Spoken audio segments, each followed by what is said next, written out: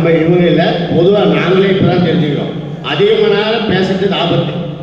இப்போ ரீல்ஸ் காலத்தில் நிறைய கவிதை நானும் பக்கமாக எழுதி படிப்போம். கவியரங்கத்தில் இப்போ 0 ஆகிட்டோம். ஒரே ஒரு 2 வரி பஞ்சு ஐக்கும் 2 வரி தான். எங்களுக்கு தெரியும் முனிசிபாலிட்டி விளக்குகள் பகலில் மட்டுமே தெரிகின்றன. இதுதான் கவிதை. இதில் எல்லாம் தெரிஞ்சு போச்சு. முனிசிபாலிட்டி நிலவரம், நாங்கள் விடும் பெருமூச்சு கடற்கரை பக்கம் போயிருந்தால் எத்தனையோ கப்பல்கள் கவிழ்த்திருக்கோம். அப்போ ஏழை விடுகின்ற பெருமூச்சு எவ்வளோ பெருசு, கப்பலே கவிழ்த்துருமா கடற்கரை போனால். இப்படி ரொம்ப எளிமையாக கவிதைகள் வந்துட்டோம். அதனால நூல்கள் படிக்க நேரம் இல்லை சார், இது ரீல்ஸ் காலம் என்று ரீல்ஸ் இல்லாமல் அருமையாக உண்மையை சொல்லிட்டு போயிருக்காரு ராஜன் பாபு. இதற்கு அருமை தங்கை அஜிதா அவர்கள் சரியான மறுப்பு சொல்ல போறாங்க. வாங்கம்மா. காலையில் படி, கடும் பகல் படி, மாலை இரவு பொருள் படும்படி, கற்பவை கற்கும்படி, வள்ளுவர் சொன்னபடி கற்கத்தான் வேண்டும். அப்படி கல்லாதவர் வாழ்வதெப்படி. எனக்கு கொடுத்த தலைப்பு என்னன்னு பார்த்தீங்கன்னா, இது யார் சொன்னாலும் நம்ம வாசகர்கள் சொன்ன உடனே நல்லா இருக்கும். இந்த பாட்டு எழுதுறவர் பாவேந்தர் பாரதிதாசன், புரட்சி கவிஞர் பாரதிதாசன். கொடுத்த தலைப்பு என்னன்னு பார்த்தீங்கன்னா, வாசகர்கள் நூலகத்தில் பெரிதும் விரும்பி படித்து மகிழ்வது இதழ்களா நூல்களா? இதழோ நூலோ முதல்ல படிங்க. அதுக்காக தான் இந்த பாட்டு. பாவேந்தரின் பாரதிதாசனோட பாட்டு. இதை வணங்கி என் நூல் தொடங்குகிறேன்.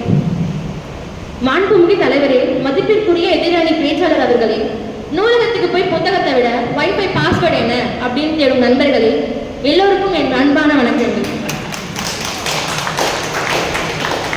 எங்களுக்கு லாஸ்ட்ல முடிக்க என்ன டாபிக் என்னன்னு பார்த்தீங்கன்னா, நூலகத்தில் விரும்பி படித்து மகிழ்வது. நூலகம் அப்படின்னும் போது நூல் வந்துருது. அதில் எதுக்குங்க நூலகங்களா இதழ்களா? ஐயா சொன்னார் எதிரணியிலிருந்து, உள்ள வரும்போதே எங்க இதழ்கள் தான் வச்சிருக்கோம், நூல்கள் பின்னாடி தான் வச்சிருக்கோம் அப்படின்ட்டு. எங்க இதழ்கள் படிக்க மாட்டாங்க. இதழ்கள் முன்னாடி வச்சவர் கல்ல படுத்தான்னு பக்கத்துல முன்னாடி வச்சிருக்கோம்.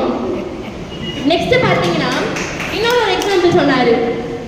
7:30 மணி ஆச்சு, ஞாயிற்றுக்கிழமை வரும்போது எப்போ சாப்பிட போகணும்னு பார்த்துட்டு இருக்கோம். ஐயா வேறு இலை போட்டு தயிர் சாதம் எலும்பு சாதம் வச்சுட்டாரு. நான் இமேஜினேஷனுக்குள்ள போயிட்டேன். ஐயா சொன்னாரு, எலும்பு சாதம் இருக்கு தயிர் சாதம் இருக்கு, எதை சாப்பிடுவீங்க அப்படின்னு சொல்லிட்டு.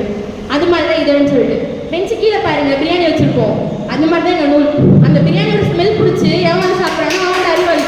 அந்த மாதிரி யாரும் எங்கள் நூலை படித்தானா அறிவாளியாக எடுத்துட்டு போடுங்க. நெக்ஸ்ட் என்னன்னு பார்த்தீங்கன்னா, இந்நாட்டில் படிப்பது 2 வகைதான். இதழ் படிப்பவர்கள், நூல் படிப்பவர்கள். இதழ் படிப்பவர்கள் படித்தது மூடிவிடுவார்கள். ஆனால் நூல் படிப்பவர்கள் நூலை மூடிவிட்டதும் தங்கள் வாழ்க்கையை தொடங்குகிறார்கள். ஸ்டார்டிங்ல டிஸ்க்ளைமர் மாதிரி ஐயா சொல்லிட்டாரு, நாங்கள் நூல்களுக்கு எதிரிகள் கிடையாது, இதழ்களும் படிக்கணும் நூல்களும் படிக்கணும்னு. ஆனால் வேற வழியால் இல்லையா, நாங்கள் எடுத்து பேசிதான் ஆகணும் இதழ்களை பற்றி. நூலகம் என்பது அறிவின் கோவில். அங்கே செல்லும் ஒவ்வொரு வாசகரும் ஒரு புதுமை, ஒரு அனுபவம், ஒரு உணர்வு தேடி செல்கிறார்கள். அந்த தேடலை முழுமையாக்கும் பொருள் நூல்கள். என் எதிரணி இதழ்கள் வாசகர்களின் முதல் தேர்வு என்று வாதிப்பார்கள். ஆனால் இதழ்கள் வெறும் 1 வாரம் 1 மாதம் படித்து விட்டாலே மீண்டும் அலமாரிக்கு செல்லும். ஆனால் நூல்கள் நூற்றாண்டு கடந்தும் வாசகர்களை வழிநடத்தும். திருக்குறள், பாரதி கவிதைகள், சங்க இலக்கியம், பாண்டியன் பரிசு, பார்த்திபன் கனவு, பொன்னியின் செல்வன் இவைகளின் மறையாத மகிமையை எந்த இதழ்களாலும் சமமாக்க முடியாது. இதுல ஒரு ஆச்சரியமா என்ன விஷயம்னா, எங்களை மாதிரி 2K கிட்ஸ்க்கும் ஜென்சி கிட்ஸ்க்கும் பொன்னியின் செல்வன் அப்படின்றது ரொம்ப ரொம்ப பழமையான நூல்.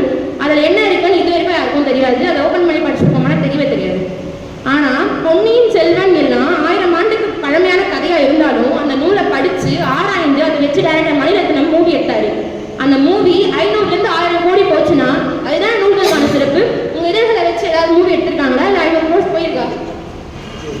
அதே மாதிரி பார்த்தீங்கன்னா அதில் நீங்கள் உடனே சொல்லலாம், மூவி த்ரிஷா நடிச்சிருந்தாலும் ஐஸ்வர்யா நடிச்சிருந்தாலும் 500 கோடி போயிடுச்சுன்னு. அது ஒரு பக்கம் இருந்தாலுமே அந்த கதை என்னன்னு சொல்லிட்டு இப்போ இருக்க தலைமுறைக்கு புரியணும் அப்படின்னு சொல்லிட்டு ஒரு மூவி எடுக்கணும் அப்படின்றது ஸ்டார்ட் பண்ணது அந்த நூலால் மட்டும்தான். இதழ்கள் வேகமாக படிக்க உதவலாம். ஆனால் ஆழமாக படிக்க ஆராய்ந்து படித்து சிந்தித்து வைத்த படிக்கல் நூல்கள் தான். நாம் ஒரு நூலை எடுத்து வாசிக்கும் போது அது கதையாக இருந்தாலும் சரி, கட்டுரையாக இருந்தாலும் சரி, வாசகரை மெல்ல மெல்ல உலகத்துள் அழைத்து செல்கிறது. கதாபாத்திரங்கள் நம்மை நெருங்கி வாழ்கிறார்கள். நூல்கள் அறிவை செறிவாக அளிக்கின்றன. ஒரு தலைப்பு பற்றி முழுமையாக புரிதலை தருவது நூல்கள் தான். இதழ்கள் தற்காலிகம், நூல்கள் நிரந்தரம். இதழ் படிப்போர் பலரும் பெரிது, இதழ் படிப்போர் பலரும் பொழுதுபோக்கு நோக்கத்திற்காக படிப்பார்கள். ஆனால் நூல் வாசிப்பவர்கள் அறிவின் பயணத்திற்காக படிப்பார்கள். இன்றைய இளைஞர்கள் கூட நூலகத்திற்கு வரும்போது தேர்வுகள், திறன்கள், வேலைவாய்ப்பு, தொழில் வளர்ச்சி, இலக்கிய ஆசை அனைத்திற்கும் நூல்கள் மட்டுமே தெரிகிறார்கள். நடுவர் அவர்களே, நான் இதழ்களை குறை சொல்லவில்லை. ஆனால் வாசகர்கள் பெரிதும் விரும்புவது எது என்ற கேள்விக்கு விடை நூல்களே. வாசிப்பு என்றால் நூல்கள், நூலகம் என்றால் நூல்கள் தான். எனவே வாசகர்களின் உள்ளங்களை வடிவமைக்கும் சக்தி கொண்டது இதழ்கள் அல்ல, நூல்கள். வாசகர்களின் அறிவை ஆழமாக உயர்த்துவது இதழ்கள் அல்ல, நூல்கள். வாசகர்களின் உண்மையான நண்பர்கள் இதழ்கள் அல்ல, நூல்கள். இப்போ நான் நடந்த ஒரு எக்ஸாம்பிள், அதுக்கு முன்னாடி ஐயா சொல்லிட்டாரு. ஒரு சின்ன பையன் லைப்ரரிக்குள்ள வந்தான். வந்துட்டு டேரெக்டாக போனால் எதையுமே பார்க்கல, ஒரு இதை எடுத்துட்டு வெளியே வந்துட்டான். நான் போயிட்டு அவங்ககிட்ட கேட்குறேன், என்ன நூல், எந்த இதழ், எந்த நூல் எதுவுமே பார்க்கல, அவன் பாட்டுக்கு இதை எடுத்து வெளியே வந்துட்டான். நான் போயிட்டு அவங்ககிட்ட கேட்குறேன், என்னடா இதை எடுத்துட்டு வந்தாரு, ஒரு வேளை நம்ம ஆப்போசிட் டீமோட குரூப்பாக இருப்பான் போல இருக்கு அப்படின்னு நினச்சி கேட்டால் அவன் வந்து சொன்னான், இல்லைக்கா வீட்டில் அம்மா சுத்தம் பண்ணிட்டு இருக்காங்க, அலமாரில் போகிறதுக்கு எதுவும் இல்லை, சப்பாத்தி போட்டு வைக்கிறதுக்கு பேப்பர் எல்லாம் எடுத்தாங்க அப்படின்னு சொன்னாங்க. இதுதான் இதழ்களோடது. இதழ்கள் யாரும் தேடி போக மாட்டேங்கிறாங்க அப்படிங்கிறதுக்காக தான் இதழ்களை முன்னாடி வைக்கிறோம். ஆனால் அறிவு மிகுந்து அறிவாளிகள் எதை படிப்பாங்கன்னு பார்த்தா எங்கள் நூல்கள் தான். அதுவும் மகிழ்ந்து படிப்பார்கள்னா எங்கள் நூல்கள் மட்டும்தான். ஒரு நூல் படிக்கிறதுக்கு 3 நாள் ஆகும், ஏன் ஒரு வாரம் கூட ஆகலாம் பெரிய புக்காக இருந்துச்சுன்னா. பட் அந்த இன்ட்ரெஸ்ட் கொண்டு வரதுங்கிறது எங்கள் நூல்கள் தானே. இதழ்ன்றது இன்னைக்கு வரும், ஒரு மந்த் இருக்கும், இல்லை ஒரு நாள் இருக்கும். அந்த டியூரேஷன் முடிஞ்சிச்சுன்னா அது நெக்ஸ்ட் நூல் நெக்ஸ்ட் இதழ் தானே நம்ம போயிட்டே இருப்போம். ஆனால் எங்கள் நூல் வந்து தேன் மாதிரிங்க, எக்ஸ்பைரி டேட்டே கிடையாது. ஒரு நூலகத்துக்கு ஒரு ஸ்டூடெண்ட் வரான்.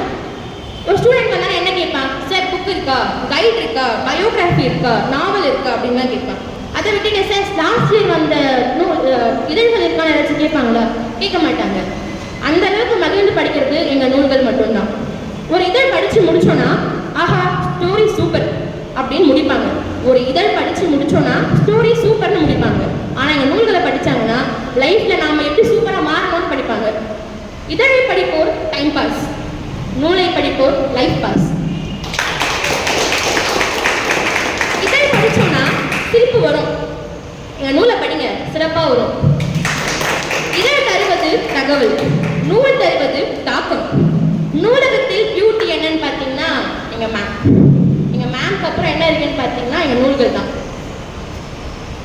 வாசகர்கள் நூலகத்தில் பெரிதும் படிக்க விரும்புவது, படித்து மகிழ விரும்புவது நூல்களை என கூறி நல்லதொரு தீர்ப்பை வழங்குமாறு நடுவர் அவர்களை பணிவுடன் கேட்டுக்கொண்டு